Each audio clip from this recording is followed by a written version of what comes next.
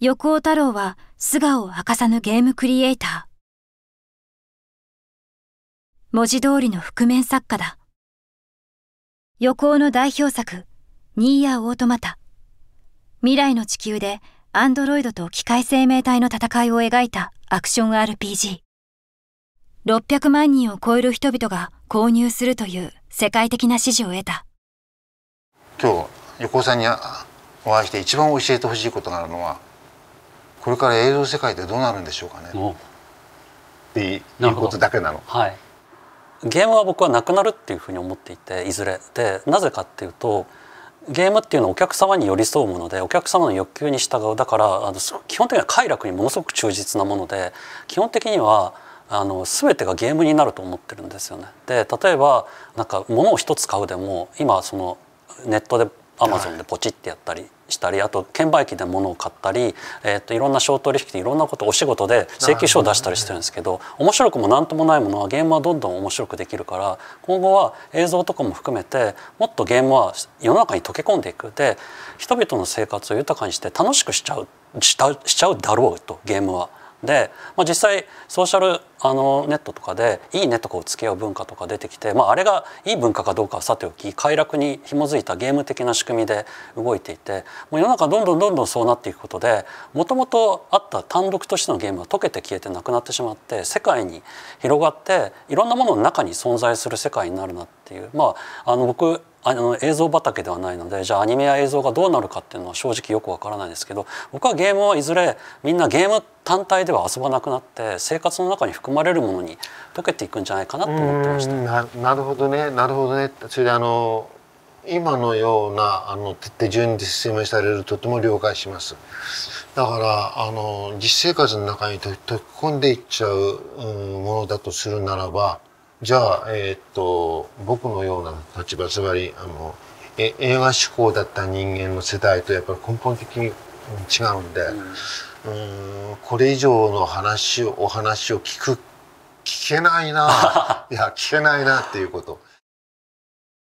ニーヤオートマタではプレイヤーは美しいキャラを操作して鮮やかに敵を殺めていく。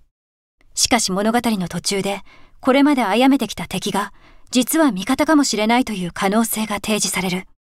敵を倒してきた快楽が加害感情に反転する巧みな演出を見せた。この噂を聞きつけた富野、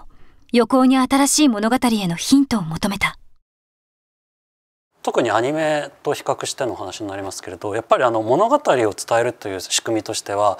ゲームよりも映画やアニメや小説の方がよっぽど優れてると僕は思っていて、だって物語そのものなんで、純粋性が高い。でゲームみたいに変に脇道とかそれないから、ゲームは遊んでるとすぐ脇道にそれて話を忘れちゃったりするんですよね。で、物語をシンプルに楽しませたいんだったらそういうの邪魔じゃないですか。じゃあそういう体験の中で、じゃあゲームは7,800円払っていただいてるんで、そういうお客様にアニメを見てた方が良かったよねとはとても言えないので、じゃあゲームやってて良かった体験っていうのを我々としては提供しないといけないと。で、ゲームがあるアニメにはない体験って何だろうって言ったら、繰り返して遊んだ時に答えが変えられることだなと思って、それもあって、同じ世界を繰り返して1回目は自分の気持ち、2回目は敵側の気持ちを描ける。これをやればアニメではなかなかやれないことをゲームではやれるんじゃないかなと思ってやったのが最初ですね。はい。なるほどね。その説明はとてもよくわかります。で納得もするんだけれども、そうか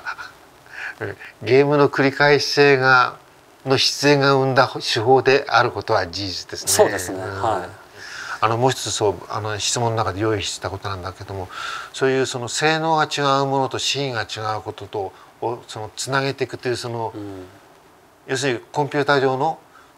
技術論っていうのはかなり面倒くさいんじゃないのかなっていうのは、僕には本当それが分からなくて、どうしてるんですかって聞きたいんだけども、どうしてるの？そうです。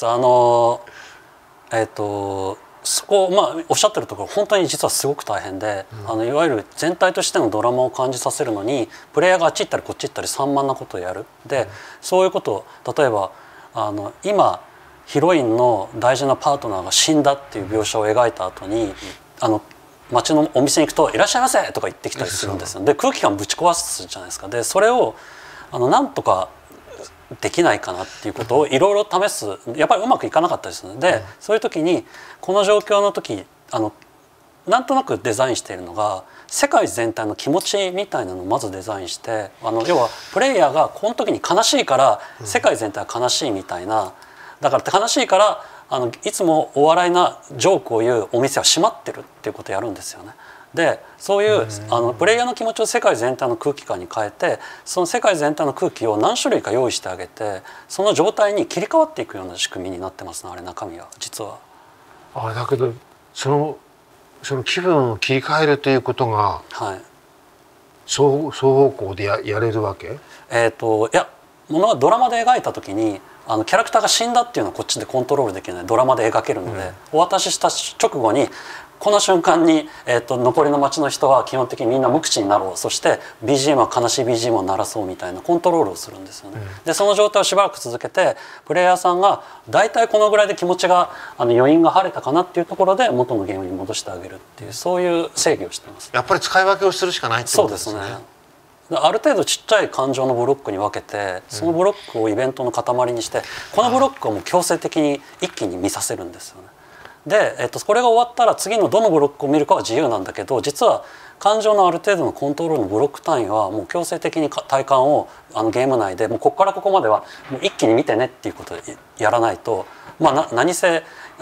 ヒロインがもう死にそうみたいな途中でゲームやめられちゃうんで、その時にどうするかっていうのはもうゲームはそこではもうやめさせなくて、やめて再起動したらヒロインが死ぬ前に戻ります。そういう時は感情をコントロールできなくなるから、だから大事な気持ちの一区切りは必ず見てもいただくっていうのを強要しちゃってるからですね。それはせざるを得ませんね。そうなんですね。だからそこら辺はゲームの持つ限界性が現れてるなって思いますね。富野はアニメより新しいジャンルに活路を見出そうとしているようだった。最初のコーナーは富野さんが学生時代とかもしプロ時代の展示ですね。このキャラ面白いな、味わいがあります。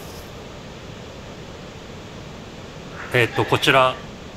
ガンダムの映画のポスターですね。黒いガンダム、当時見てすごい衝撃を受けましたね。この色のガンダムが欲しいってひたすら願ってた時期がありますよね。でプラモデル、僕の記憶はガンダムといえばプラモデルなんですけれども、富野監督が作られたガンダムが飾ってあるんですよね。ガンダムがすごく世の中的に流行った頃、当時30年40年前の時代の時に、僕は実は映像としてのガンダムじゃなくてガンプラとしてのガンダムにすごく惹かれてたんですね。その理由は当時家にビデオデッキがなかったんで、ガンダムっていうものを見てすごいと思った後にもう終わっちゃって再度見れないので、家でこうぼーっとしててもそわそわするから、なんか追体験できる唯一のメディアがプラモデルだった。プラモデルが街で当時買えなかったじゃないですか。なかなか販売されたけど行列だったりなかなか買えないっていう記憶がいまだに僕すごくあって、時の乾きや渇望感っていうのをいまだにすごい覚えてるんですよね。で今日その時代を作られた富野監督とお話しして一番伺いたいのは、展覧会見させていただいたんですけど、実際いろいろ見させていただく中、富野義行さんっていう監督の人物像やどうやって作ってらしたかっていう信念みたいなのはちゃんと伝わってくる展示会だったな。ただ展示会が当時のガンプラの乾きを感じてた僕の気持ちをもう一回じゃあ小学生とかが展示会を見て感じられるかっていうと感じられないわけですよね。やっぱり違うから。じゃあもうやっぱり時代僕今回の展示会すごい良かったのが、展示会を見て富野義行展を見て想像はできるけれど本当に当時の時代は再体験できないってことは、今美術館に飾られているロートレックとかああいう絵をいくら見ても当時のロートレックの絵が描かれた時代のことを僕らは追体験できないっていう、ある種の断絶を再確認したっていうところがすごくありましたね。そのことは今度は逆に言うと、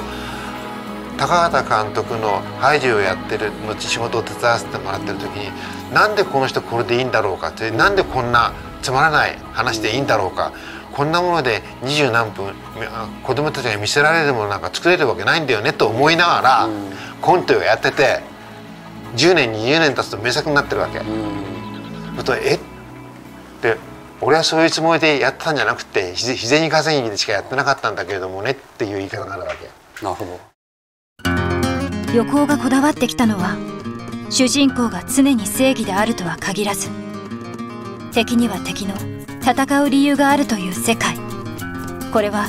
富野が見せた概念を発展させたものだ。ようやくザ・ポット3の頃のメッセージ性の物語が増えてきたのは、その中の一人が僕だったんじゃないのかなっていうふうに感じてるんですよね。